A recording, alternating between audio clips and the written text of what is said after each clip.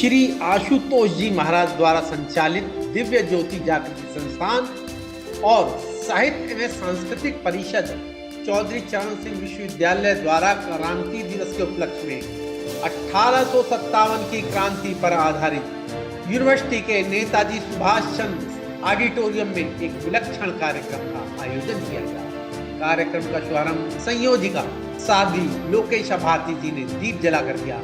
कार्यक्रम में इतिहास विभाग के प्रमुख विघ्नेश जी, प्रोफेसर आराधना, प्रोफेसर शुचि जी, विश्वविद्यालय के अन्य प्रोफेसर भारी संख्या में छात्र छात्राएं उपस्थित रहे। कार्यक्रम में संस्थान के युवा स्वयंसेवकों द्वारा एक अद्भुत थिएट्रिकल वर्कशॉप भी आयोजित की गई।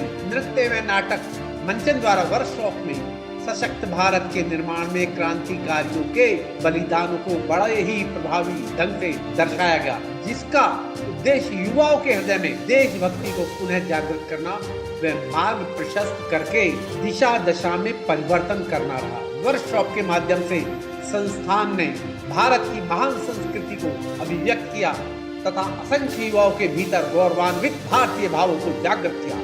कार्यक्रम में शाखा की संयोजिका साध्वी लोकेशा भारती जी ने एक विशेष चिंतन सत्र भी किया। साध्वी लोकेशा भारती जी ने सभी को आध्यात्मिक क्रांति की महत्वता को सहजता से समझा। भारत की आजादी में मंगल पांडे, भगत सिंह आदि के साथ साथ चाणक्य, स्वामी विवेकानंद, अरविंद घोष जैसे युवा सेनानी जो कि आत्मिक स्तर से जागृत थे का भी महत्वपूर्ण योगदान रहा है। साध्वी जी ने बताया कि आजादी से पहले युवा नारी का सम्मान करता था, इसलिए उसके अंदर संस्कार थे। आजादी से पहले युवा भारत को जमीन का टुकड़ा नहीं मां समझा जाता था, इसलिए उसके अंदर भारत के लिए प्रेम था। आज के युवाओं की अवस्था के पीछे मुख्य कारण यही है कि वे अपनी संस्कृति को भूलकर पश्चिमी सभ्यता को अपना रहा है, जिसके परिणाम स्वरूप वह दिशाहीन जीवन जी रहा है।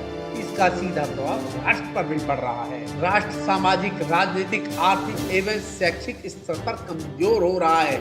भारत के दौर में यह आत्मसात करना ही होगा कि भारत भूमि केवल एक भूखंड नहीं अपितु योग भूमि है। हमारी धरती माता है।